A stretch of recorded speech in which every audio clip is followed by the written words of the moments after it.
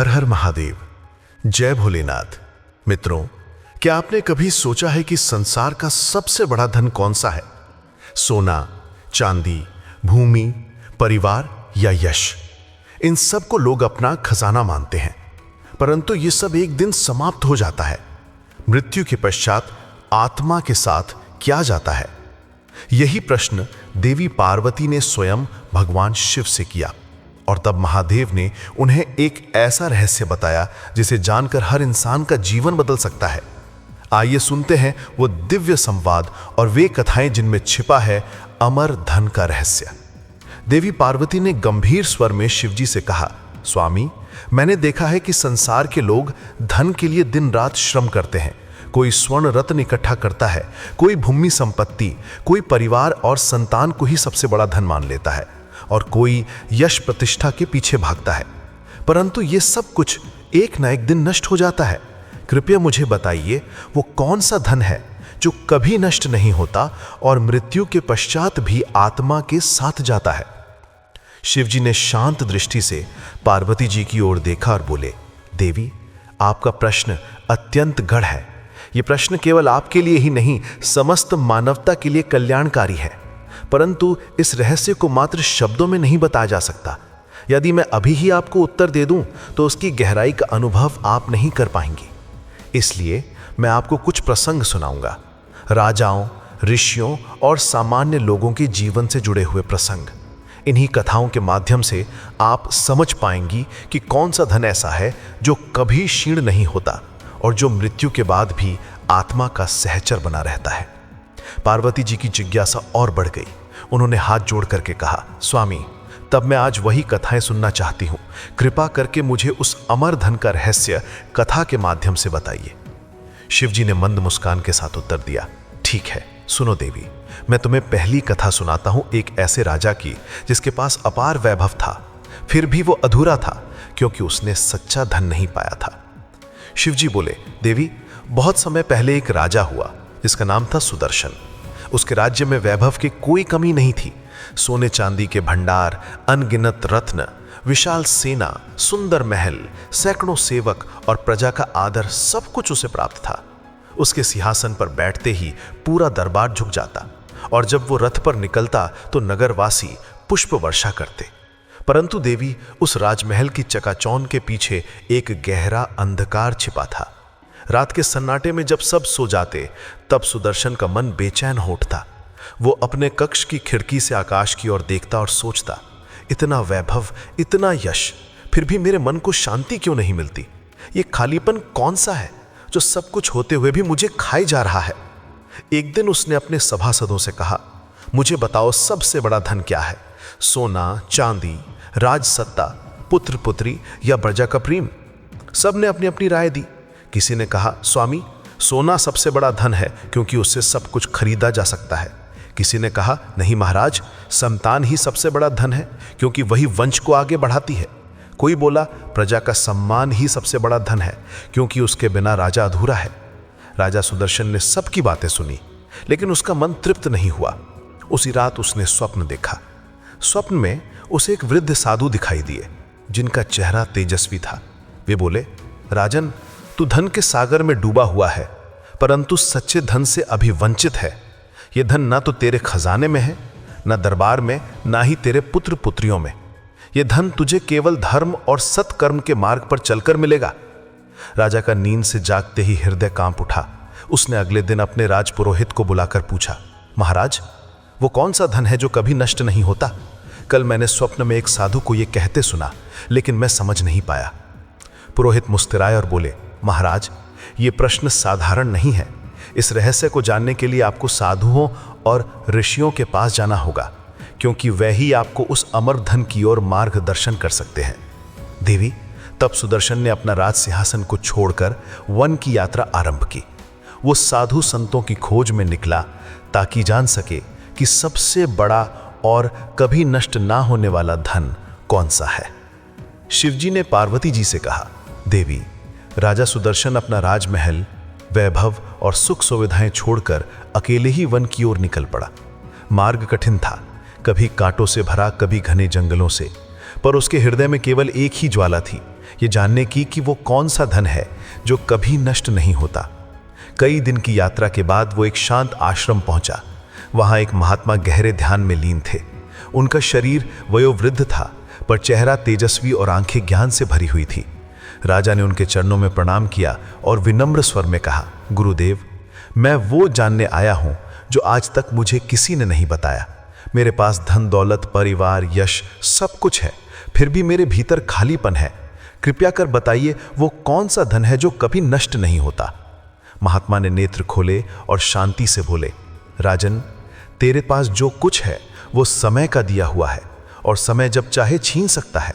सोना चांदी चोर ले जा सकते हैं, राजपाट विद्रोह से छीना जा सकता है, संतान मृत्यु से दूर हो सकती है, यश बदनामी से मिट सकता है, किंतु एक धन ऐसा है जिसे न समय छीन सकता है ना मृत्यु। वही तेरे साथ जाएगा जब ये शरीर मिट्टी में मिल जाएगा। राजा विस्मित होकर बोला, गुरुदेव, वो धन क्या है? महात्मा ने उत्तर दिया, राजन, उस धन को शब्दों में तुरंत नहीं बताया जा सकता। यह समझना पड़ता है अनुभव से। यदि तू चाहता है तो मैं तुझे कथा सुनाऊंगा। उस कथा में वो रहस्य छिपा है जिसे सुनकर तुझे मार्गदर्शन मिलेगा। राजा हाथ जोड़कर बोला, गुरुदेव, कृपा कर वो कथा सुनाइए। मेरे जीवन का उद्देश्य ही यही है। महात्मा ने मुस्कुराकर कहा, सुनो राजन, ये कथा है एक ऐसे व्यापारी की जिसने धन के लिए सब कुछ त्याग दिया, परंतु अंत में समझ पाया कि सबसे बड़ा धन कुछ और ही है। महात्मा बोले, राजन, एक नगर में विभव नाम का व्यापारी रहता था। उसके पास अपार संपत्ति थी, सोने चांदी के भंडार, असंख्य नौकर चाकर और व्यापार के इतने स्रोत कि दिन रात धन उसके घर में बरसता था। नगरवासी उसे सम्मान से देखते और उसके प्रशंसा करते, परंतु धन के अहंकार ने उसके भीतर कठोरता भर दी थी। विभव अपने धन के बल पर गरीबों को दबाता, मजदूरों से अधिक काम करवाता और कभी किसी की मदद नहीं करता। उसे लगता था कि धन ही सब कुछ है और धन ही उसे अमर बना देगा। समय बीतता गया। एक दिन उसके नगर में महामारी फैली, लोग मरने लगे, नगर वीरान होने लगा। व्यापारी का धन भरे बख्तरखाने में पड़ा रहा, परंतु बीमारियों से उसकी रक्षा नहीं कर सका। धीरे धीरे उसका परिवार भी इस महामारी की चपेट में आ गया। उसकी आंखों के सामने उसके 2 बेटे और पत्नी चल बसे। विभव लाखों स्वर्ण मुद्राएं खर्च करके वैद्य बुलाता, दवाएं मंगवाता, परंतु मृत्यु ने उसकी एक न सुनी। राजन, तब पहली बार उस व्यापारी को एहसास हुआ कि उसका धन कितना असहाय है। उसने सोचा, जो धन मेरे सामने खड़ा होकर मेरी रक्षा नहीं कर पा रहा, क्या वो सचमुच धन है? दुख और पछतावे में डूबकर वो नगर से बाहर निकल गया। रास्ते में उसे एक साधु मिले। व्यापारी रोते हुए उनके चरणों में गिर पड़ा और कहा, महाराज, मेरे पास इतना धन था कि मैं खुद को दुनिया का सबसे बड़ा मानता था, पर आज मैं अकेला हूं, सब छीन गया। बताइए, कौन सा धन है जो मृत्यु भी नहीं छीन सकती? साधु ने शांत स्वर में उत्तर दिया, व्यापारी, जो धन तूने कमाया वो तेरा नहीं था, वो केवल समय के लिए था। असली धन पुण्य है, धर्म है, भक्ति है। जब तू दीन दुखियों की सेवा करेगा, सत्य और करुणा का पालन करेगा, तभी तेरा धन अमर होगा। मृत्यु तेरे शरीर को ले जा सकती है, पर तेरे पुण्य कर्म तेरे साथ चलते हैं। उस दिन विभाव का हृदय बदल गया। उसने शेष जीवन गरीबों की सेवा में लगा दिया, अनाथ बच्चों के लिए आश्रय बनाए, भूखों को भोजन कराया, और जब अंत समय आया तो उसके चेहरे पर संतोष की मुस्कान थी, क्योंकि अब वो जान चुका था कि अमर धन केवल पुण्य है। महात्मा ने कथा समाप्त कर राजा से कहा, राजन, उस व्यापारी ने सब कुछ खोकर यह सत्य पाया, पर तुझे यह सत्य साधु संतों के वचन से मिल रहा है। सोच, अगर तू इसे समझ ले तो तेरे जीवन का अर्थ कितना ऊंचा हो सकता है। शिवजी बोले, देवी, जब महात्मा ने व्यापारी की कथा समाप्त की तो राजा सुदर्शन कुछ देर मौन बैठा रहा। उसके चेहरे पर विचारों का भार स्पष्ट था। फिर उसने हाथ जोड़कर कहा, गुरुदेव, आपकी कथा ने मेरे हृदय को झकझोर दिया। सचमुच धन, वैभव और परिवार सब नश्वर हैं, परंतु क्या केवल पुण्य ही सबसे बड़ा धन है? यदि ऐसा है तो फिर राजधर्म, प्रजाधर्म और भक्ति का स्थान कहाँ है? क्या केवल दान और सेवा ही उस धन का मार्ग है? महात्मा ने शांति से उत्तर दिया, राजन, तेरा प्रश्न उचित है। पुण्य केवल दान करने से नहीं मिलता। दान तो एक अंग है। असली पुण्य तो तब होता है जब तो अपने कर्तव्यों को धर्म के अनुसार निभाता है। एक राजा के लिए प्रजा की रक्षा करना, अन्याय का नाश करना, सत्य का पालन करना और धर्म को बढ़ाना ही सबसे बड़ा पुण्य है। जैसे एक साधु तपस्या से पुण्य कमाता है, वैसे ही राजा न्याय और धर्म पालन से। हर व्यक्ति का धर्म अलग है, परंतु धर्मनिष्ठा और करुणा ही उसका शाश्वत धन बनती है। राजा ने पुनः पूछा, गुरुदेव, यदि पुण्य ही अमर धन है तो क्या इसका फल मृत्यु के बाद भी आत्मा को साथ मिलता है? महात्मा ने गहरी दृष्टि से राजा को देखा और बोले, हाँ राजन, जब मनुष्य इस संसार से विदा लेता है तब उसके सोने चांदी के भंडार यहीं रह जाते हैं। उसके राजमहल धूल में मिल जाते हैं। उसका नाम यश समय के गर्त में खो जाता है, किंतु उसके पुण्य कर्म और पाप कर्म ही आत्मा के साथ जाते हैं। यही आगे चलकर उसे स्वर्ग या नरक के मार्ग पर ले जाते हैं। यही अगले जन्म का आधार बनते हैं। यही वो खजाना है जो कभी नष्ट नहीं होता। राजा सुदर्शन के हृदय में एक नई जागृति हुई। उसने कहा, गुरुदेव, यदि ऐसा है तो मुझे अब ये मार्ग पूरी तरह समझना होगा। कृपा करके मुझे और कथाएं सुनाइए, जिससे मैं इस सत्य को हृदय में उतार सकूं और फिर अपनी प्रजा को भी इसका उपदेश दे सकूं। महात्मा मुस्कुराए और बोले, राजन, तेरी ये प्यास ही तुझे उस अमर धन के निकट ले जाएगी। अब सुन, मैं तुझे अगली कथा सुनाता हूं, एक ऐसे ऋषि की जिसने गरीबी में रहते हुए भी इतना अमर धन अर्जित किया कि आज तक उसका नाम लोकों में गूंज रहा है। महात्मा ने राजा से कहा, राजन, बहुत समय पहले हिमालय की एक कंदरा में गौतम नाम का ऋषि तपस्या करते थे। उनका जीवन अत्यंत साधारण था। न उनके पास महल थे, न सेवक, न सोना चांदी। केवल एक छोटा सा आश्रम था और कुछ शिष्य। वे अपने हाथों से कुटिया बनाते, फल फूल और जड़ी बूटियां खाते और बाकी समय तप व वेदाध्ययन में लगाते। उनकी पत्नी अहिल्या भी साधना और सेवा में लगी रहती। वे गरीबों को अन्न देती, थके हुए यात्रियों को जल पिलाती, बीमारों की देखभाल करती। ऋषि गौतम कहते, पुत्रों, संसार का वैभव क्षणभंगुर है। यदि कुछ अमर है तो वो है सत्य, करुणा और धर्म। यही असली धन है। देवी, समय का चक्र घूमता है। एक बार उस प्रदेश में भयंकर अकाल पड़ा। लोग भूख से तड़पने लगे, पशु पक्षी मरने लगे। जिनके पास धन था वे भी अन्न न मिलने से व्याकुल थे। परंतु ऋषि गौतम ने अपने छोटे से आश्रम का भंडार खोल दिया। उनके पास जितना था सब गरीबों को बांट दिया। वे स्वयं फल और कंदमूल खाकर दिन गुजारते, परंतु किसी भूखे को खाली हाथ न लौटाते। एक दिन उनके शिष्यों ने कहा, गुरुदेव, आपने सब बांट दिया, अब हम क्या खाएंगे? क्या ये उचित है? ऋषि ने मुस्कुराकर कहा, बेटा, जो धन दूसरों की भूख मिटाने में काम आए वही धन शाश्वत है। यदि हम मर भी जाएं तो कोई बात नहीं, परंतु जिनके प्राण बचेंगे उनका आशीर्वाद ही हमारा अमर खजाना बनेगा। देवी, समय बीता और अकाल समाप्त हुआ। लोग बच गए। सबने देखा कि जो परिवार भूखों को भोजन कराता रहा वही सबसे बड़ा माना गया। राजाओं का सोना, व्यापारियों का खजाना सब धूल में मिल गया, परंतु ऋषि गौतम का नाम आज भी अमर है। क्यों? क्योंकि उन्होंने वह धन कमाया जिसे मृत्यु भी छीन नहीं सकी, धर्म और करुणा से अर्जित पुण्य। महात्मा ने राजा सुदर्शन से कहा, राजन, देखो, ऋषि के पास वैभव नहीं था, पर उनके पास अमर धन था। यही वो खजाना है जो आत्मा के साथ जन्म जन्मांतर तक रहता है। राजा की आंखों में चमक आ गई। उसने कहा, गुरुदेव, अब मैं समझने लगा हूं कि ये धन भौतिक नहीं है, परंतु अभी भी मेरे मन में कई प्रश्न हैं। क्या हर स्थिति में केवल पुण्य ही मनुष्य का सहारा बनता है? क्या कोई उदाहरण ऐसा है जहां किसी के पुण्य ने मृत्यु के बाद भी उसका उद्धार किया हो? महात्मा मुस्कुराए और बोले, राजन, ये बहुत गढ़ प्रश्न है। अब मैं तुझे एक और कथा सुनाऊंगा जो मृत्यु के बाद भी पुण्य के साथ चलने की सच्चाई को प्रमाणित करती है। महात्मा ने कहा, राजन, एक नगर में धनपाल नामक वैश्य रहता था।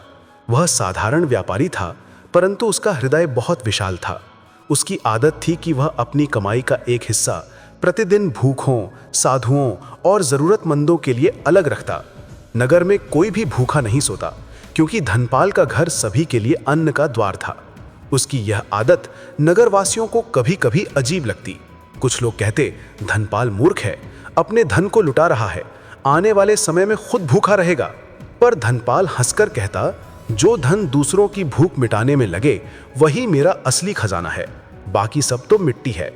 समय बीता। एक दिन धनपाल गंभीर बीमार हो गया। वैद्य बुलाए गए, औषधियां दी गईं, परंतु मृत्यु समीप आ चुकी थी। जैसे ही उसकी सांसें टूटने लगीं, उसके परिवार वाले रोने लगे। उस समय धनपाल ने कहा, मत रो, जो धन मैंने बांटा वही आज मैंने साथ जाएगा, यही मेरा सच्चा सहारा है। और कुछ देर बाद उसने शांत मन से प्राण त्याग दिए। राजन, जैसे ही उसकी आत्मा शरीर से निकली, उसे दो मार्ग दिखाई दिए, एक अंधकार से भरा, दूसरा प्रकाश से भरा।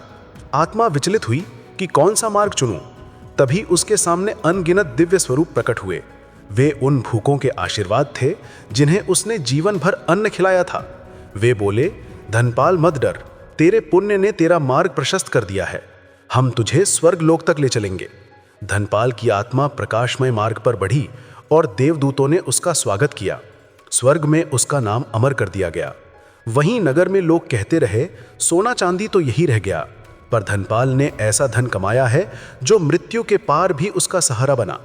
महात्मा ने राजा से कहा, राजन, यही प्रमाण है कि मृत्यु के बाद भी पुण्य ही आत्मा के साथ जाता है। धन, परिवार, यश सब यहीं रह जाते हैं, पर धर्म और सत्कर्म जन्म जन्मांतर तक आत्मा के साथ रहते हैं। राजा सुदर्शन की आंखें श्रद्धा से भर आईं। उसने कहा, गुरुदेव, अब मुझे समझ आने लगा है कि असली खजाना कहाँ है। लेकिन क्या ये मार्ग केवल दान देने से ही बनता है? क्या एक राजा अपने कर्तव्यों का पालन करके भी इतना अमर धन अर्जित कर सकता है? महात्मा ने गहन स्वर में कहा, राजन, ये बहुत बड़ा प्रश्न है। इसका उत्तर मैं तुझे एक और कथा से दूंगा, एक ऐसे राजा की जिसने धर्म पालन करके अमर धन अर्जित किया। महात्मा बोले, राजन, अब सुनो एक ऐसे राजा की कथा जिसने राज सिंहासन पर रहते हुए भी अमर धन अर्जित किया। ये कथा है मिथिला के राजा जनक की, जिन्हें लोग विधेय भी कहते हैं। जनक के पास अपार वैभव था, सोने से मढ़े महल, सैकड़ों रथ घोड़े, अनगिनत सैनिकों का विशाल दरबार। लेकिन उनकी सबसे बड़ी विशेषता ये थी कि वे हर निर्णय धर्म और न्याय के अनुसार लेते थे। एक बार उनके राज्य में अकाल पड़ा, प्रजा भूखों मरने लगी। मंत्री और दरबारी बोले, महाराज, अपने खजाने को बचाइए, वरना राज्य की आर्थिक शक्ति खत्म हो जाएगी। परंतु जनक ने कहा, राजा का खजाना तभी सार्थक है जब वह प्रजा के काम आए। अगर मेरी प्रजा भूखी है और मैं खजाने की रक्षा करूं, तो ये सोना मेरे लिए अभिशाप है। उन्होंने राज भंडार खोल दिए और अनाज, धन सब प्रजा में बांट दिया। स्वयं और उनका परिवार साधारण भोजन पर रहने लगे। राजा जनक की यह नीति देखकर ऋषि याज्ञवल्क्य ने कहा, राजन, तुम्हारे खजाने में जो सोना चांदी है वह नश्वर है, परंतु तुम्हारे धर्म और न्याय से जो पुण्य उत्पन्न हुआ है वही अमर है। यही वह धन है जो मृत्यु के बाद भी तुम्हारे साथ जाएगा। देवी, एक और प्रसंग है। एक दिन दरबार में किसी ने राजा जनक से पूछा, महाराज, आप अपार वैभव और शक्ति रखते हुए भी इतने निर्लिप्त कैसे रहते हैं? आपको कभी डर नहीं लगता कि ये सब नष्ट हो जाएगा? जनक मुस्कुराए और बोले, क्योंकि मैं जानता हूं कि ये सब मेरा नहीं है, ये समय का दिया हुआ है, ये जब चाहे छीन सकता है। मेरा असली खजाना धर्म और न्याय है, जो कोई छीन नहीं सकता। राजन, यही कारण था कि जनक का नाम आज तक अमर है। उनके खजाने तो समय की धूल बन गए, परंतु उनकी धर्मनिष्ठा और न्यायप्रियता ही उनका अमर धन बनी। महात्मा ने राजा सुदर्शन से कहा, देखो राजन, एक राजा का धर्म है प्रजा की रक्षा करना और न्याय करना, यही उसके लिए सबसे बड़ा पुण्य है। यही धन मृत्यु के पार भी उसका सहारा बनता है। राजा सुदर्शन ने गहरी सांस ली और कहा, गुरुदेव, अब मुझे समझ आ रहा है कि अमर धन अलग अलग व्यक्ति के लिए अलग अलग कर्तव्यों से बनता है। व्यापारी के लिए दान और सेवा, ऋषि के लिए तप और करुणा, और राजा के लिए धर्म पालन। किंतु क्या इस मार्ग पर चलने के लिए केवल कर्म ही आवश्यक है या भक्ति भी उतनी ही जरूरी है? महात्मा मुस्कुराए और बोले, राजन, बहुत गूढ़ प्रश्न किया है तूने। कर्म और भक्ति दोनों मिलकर ही अमर धन का निर्माण करते हैं। इसे तुझे समझाने के लिए अब मैं तुझे एक भक्त की कथा सुनाऊंगा, जिसने साधारण जीवन जीते हुए भी भक्ति से इतना धन अर्जित किया कि देवता भी उसका सम्मान करते हैं। महात्मा बोले, राजन, तूने ठीक पूछा कि क्या भक्ति भी अमर धन का मार्ग है। अब सुन, मैं तुझे एक ऐसे बालक की कथा सुनाता हूं जिसने भक्ति से वह धन अर्जित किया जो आज भी अमर है। वह बालक था ध्रुव। ध्रुव एक राजकुमार था, परंतु उसे अपनी ही सौतेली माता ने तिरस्कार दिया। वह सिंहासन का अधिकारी होते हुए भी अपमानित होकर रो पड़ा। उसकी मां ने समझाया, बेटा, यदि तुझे सच्चा सहारा चाहिए तो केवल भगवान की शरण जा। वही तुझे वह खजाना देंगे जिसे कोई छीन नहीं सकता। राजन, उस छोटे से बालक ने महल छोड़ दिया और घने वन में चला गया। वहां उसने तपस्या शुरू कर दी। न दिन की परवाह न रात की। कभी पत्ते खाए, कभी जल पिया और अंत में केवल प्राणवायु पर ही टिक गया। उसकी अटूट भक्ति ने भगवान विष्णु को प्रसन्न कर दिया। वे उसके सामने प्रकट हुए और बोले, वत्स ध्रुव, मांगो, क्या वरदान चाहिए। ध्रुव ने हाथ जोड़कर कहा, प्रभु, मुझे ऐसा धन दीजिए जो कभी नष्ट न हो, जो मुझे स्थायी पहचान दे। भगवान विष्णु ने मुस्कुराकर कहा, वत्स, तुझे आकाश में वह स्थान देंगे जहां कभी क्षय नहीं होगा। आज से तू ध्रुव तारा कहलाएगा और युगों युगों तक अमर रहेगा। राजन, देखो, एक छोटा बालक जिसने धन दौलत, राज्य और सिंहासन सब ठुकरा दिया, उसने भक्ति के बल पर अमरता पाली। यही है असली धन, भक्ति और ईश्वर का प्रेम। यह धन किसी को दिखाई नहीं देता, परंतु जब यह मिलता है तो आत्मा शाश्वत हो जाती है। महात्मा ने आगे कहा, राजन, यही कारण है कि संत और भक्त कहते हैं कि सोना चांदी, सत्ता और परिवार सब क्षण भंगुर हैं, परंतु भक्ति और धर्म ही शाश्वत धन है। ध्रुव की तरह जिसने भक्ति को अपनाया, उसका नाम आज तक अमर है। राजा सुदर्शन की आंखों से आंसू छलक पड़े। उसने कहा, गुरुदेव, अब मुझे लग रहा है कि असली धन का रहस्य धीरे धीरे खुल रहा है। दान, धर्म, न्याय और भक्ति, ये सब मिलकर ही उस अमर खजाने का निर्माण करते हैं। परंतु क्या यह धन केवल महान लोगों को ही मिलता है या एक साधारण मनुष्य भी इसे अर्जित कर सकता है? महात्मा ने गहरी मुस्कान के साथ उत्तर दिया, राजन, यह प्रश्न सबसे महत्वपूर्ण है। अब मैं तुझे एक साधारण किसान की कथा सुनाऊंगा जिसने बिना वैभव, बिना शिक्षा, बिना बड़े कर्म किए भी इतना अमर धन अर्जित किया कि देवता भी उसकी स्तुति करते हैं। बोले, राजन, बहुत समय पहले एक छोटे से गांव में शीलवन नाम का किसान रहता था। उसके पास ना बड़ा खेत था, ना धन संपत्ति, ना ही कोई विशेष वैभव। वह दिन रात हल चलाकर मुश्किल से अपने परिवार का पेट पालता था। परंतु शीलवन की एक आदत थी, जो भी थोड़ा बहुत अन्न वह उपजाता, उसमें से पहली मुट्ठी अन्न वह भगवान को अर्पित करता, दूसरी मुट्ठी किसी भूखे या गरीब पड़ोसी को देता और उसके बाद ही अपने परिवार का भोजन बनाता। उसके पड़ोसी अक्सर उसका मजाक उड़ाते और कहते, अरे शीलवन, तेरे पास खुद के लिए ही पर्याप्त नहीं है, फिर भी तू दूसरों को बांटता है, यह मूर्खता है। शीलवन मुस्कुरा कर उत्तर देता, भाइयों, जो कुछ मुझे मिला है वह भगवान की देन है। यदि मैं उसमें से थोड़ा अंश उनके और उनके बच्चों, गरीबों को लौटा दूं तो यही मेरा सबसे बड़ा धन है। राजन, समय बीतता गया। एक बार उस प्रदेश में अकाल पड़ा। जिनके पास बड़े बड़े भंडार थे, उनका भी अन्न समाप्त होने लगा। लोग भूख से तड़पने लगे, परंतु शीलवन का घर अन्न से भरा रहा। क्यों? क्योंकि उसके पुण्य ने चमत्कार किया। हर दिन उसके छोटे से कोठार में जितना अन्न निकलता, उतना ही नया अन्न प्रकट हो जाता। लोग ये देखकर आश्चर्यचकित रह गए। राजा ने स्वयं आकर उससे पूछा, किसान, तेरे पास इतना अन्न कहां से आता है? शीलवन हाथ जोड़कर बोला, महाराज, ये मेरा नहीं है, ये तो भगवान की कृपा है। मैंने जीवन भर दूसरों को बांटा, आज भगवान ने मुझे लौटाया। राजन, जब शीलवन का अंत समय आया तो उसके घर में किसी को रोना नहीं पड़ा, क्योंकि उसकी आत्मा शांत और प्रसन्न होकर शरीर से निकल गई। देवदूत आए और बोले, शीलवन, तेरे पुण्य ने तुझे अमर बना दिया है। तूने अन्न बांटकर जो सेवा की, वही तेरा सच्चा खजाना है। अब तेरी आत्मा स्वर्गलोक में प्रतिष्ठित होगी।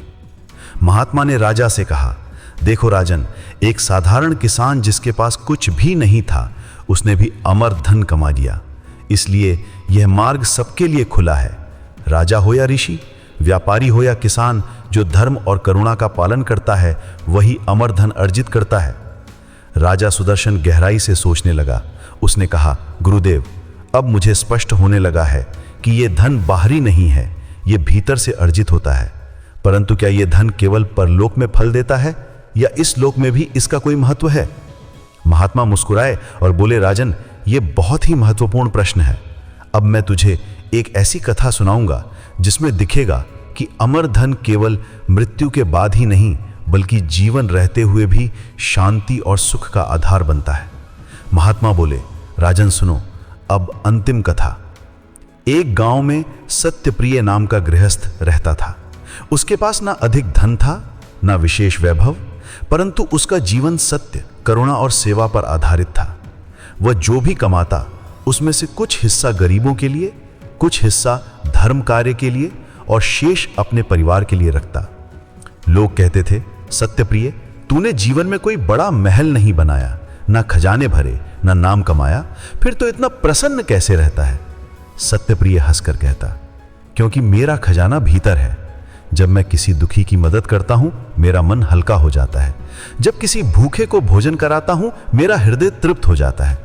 यही मेरी असली दौलत है। राजन, देखो, उसका जीवन साधारण था, पर उसका चेहरा सदैव शांत रहता था। न उसे नींद में डर सताता, न भविष्य की चिंता खाती। मृत्यु का भय भी उसके समीप नहीं आया, क्योंकि उसे पता था कि उसने जो धन कमाया है, धर्म, सत्य और सेवा का, वो कभी नष्ट नहीं होगा। महात्मा ने राजा सुदर्शन से कहा, अब समझो राजन, यही सबसे बड़ा धन है। सोना चांदी मिट्टी में मिल जाएगा, यश समय के साथ भुला दिया जाएगा, परिवार भी मृत्यु के बाद साथ नहीं जाएगा। केवल धर्म, सत्य, भक्ति और करुणा से अर्जित पुण्य ही ऐसा अमर धन है जो आत्मा के साथ जीवन और मृत्यु दोनों में रहता है। यही आत्मा का शाश्वत खजाना है। राजा सुदर्शन ने हाथ जोड़कर कहा, गुरुदेव, अब मैं इस रहस्य को समझ गया। अब से मेरा जीवन इस अमर धन को अर्जित करने के लिए समर्पित रहेगा। मैं राज सिंहासन पर बैठकर केवल प्रजा के कल्याण, सत्य और धर्म के लिए कार्य करूंगा। यही मेरी सबसे बड़ी संपत्ति होगी। महात्मा मुस्कुराए और बोले, राजन, जब तू इस मार्ग पर चलेगा तभी तेरा जीवन सार्थक होगा। यही अमर धन का वास्तविक स्वरूप है। शिवजी ने माता पार्वती जी से कहा, देवी, यही उत्तर है तुम्हारे प्रश्न का। संसार का सबसे बड़ा धन न सोना है, न राजपाट, न यश, न परिवार। सबसे बड़ा और कभी नष्ट न होने वाला धन है धर्म, भक्ति और पुण्य से अर्जित अमर संपत्ति। पार्वती जी की आंखें श्रद्धा से भर आईं। उन्होंने हाथ जोड़कर कहा, स्वामी, अब मुझे समझ आ गया कि यही वो खजाना है जिसकी खोज हर आत्मा को करनी चाहिए। भक्तों, उस प्रकार आज की यह दिव्य कथा समाप्त होती है। भगवान शिव ने माता पार्वती के प्रश्न का उत्तर हमें कथाओं के माध्यम से दिया और ये समझाया कि संसार का सबसे बड़ा और कभी नष्ट न होने वाला धन केवल धर्म, भक्ति और पुण्य है। यही धन आत्मा के साथ रहता है और यही सच्ची पूंजी है। हमें आशा है कि ये कथा आपके हृदय को अवश्य छू गई होगी और आपके जीवन को एक नई दिशा देने में सहायक होगी। यदि आपको ये कथा पसंद आई हो तो इसे लाइक करें, अपने मित्रों और परिवार के साथ शेयर करें और कमेंट में हर हर महादेव अवश्य लिखें ताकि पूरे कमेंट बॉक्स में महादेव का जयकारा गूंज उठे। और हाँ, चैनल को सब्सक्राइब करना न भूलें ताकि हर नई कथा सबसे पहले आप तक पहुंचे। धन्यवाद। हर हर महादेव।